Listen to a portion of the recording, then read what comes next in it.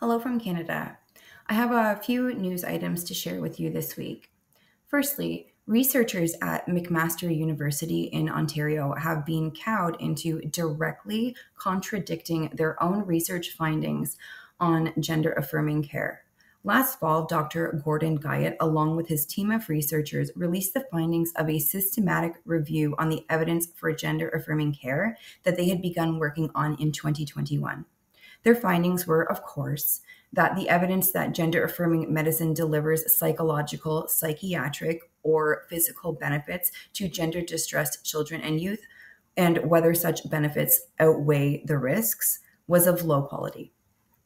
After much relentless hounding from trans rights activists, Guyatt and his team released a letter on Friday suggesting that just because the evidence is of low quality, doctors should not hold back on prescribing puberty blockers, hormones, and surgeries to minors. The letter begins, members and allies of two LGBTQIA+ communities have raised concerns about the recent systematic reviews related to gender affirming care. These concerns center on the funding source and specifically on the potential for the research to be misused to harm trans youth and to deny gender affirming care.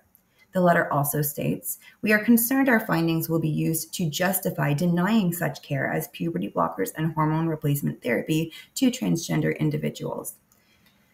It also states it is profoundly misguided to cast healthcare based on low certainty evidence as bad care or as care driven by ideology, and low certainty evidence as bad science.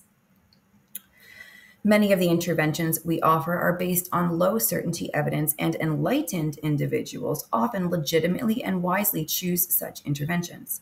Thus, forbidding delivery of gender affirming care and limiting medical management options on the basis of low certainty evidence is a clear violation of the principles of evidence based shared decision making and is unconscionable. The letter ends with a vow that the team will never again accept money from the Society for Evidence-Based Gender Medicine, and an assurance that the team has personally donated money to EGAL Canada, noting their litigation efforts aimed at preventing the denial of medically necessary care for gender diverse youth. In other news, Amy Ham is once again being attacked by the TRA group Van City Queer, who feel that the punishment she was handed by the BC College of Nurses and Midwives was insufficient. They've launched a public campaign to have her nursing license permanently revoked. The sample letter they provided for those who wish to participate says, hello, I urge you to revoke Amy Ham's nursing license permanently. Her statements erase trans people and put lives at risk. A nurse holding these views is unsafe for patients and a legal liability.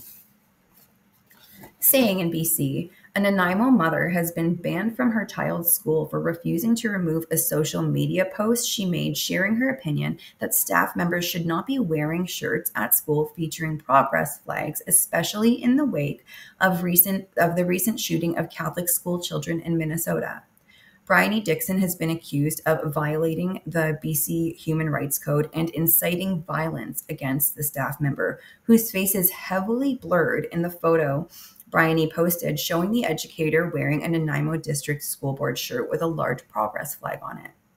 She's made it clear that she does intend to fight this decision, and I will keep you up to date of any developments, as this decision may have far-reaching implications for other Canadian parents. Lastly, Redux reported last week that a 25-year-old man in Welland, Ontario, has been arrested and charged with breaking into a family's home and sexually assaulting their toddler.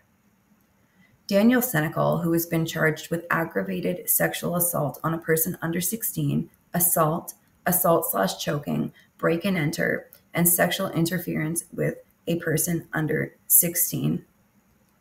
According to police, he broke into the family's home and assaulted the toddler as her parents slept.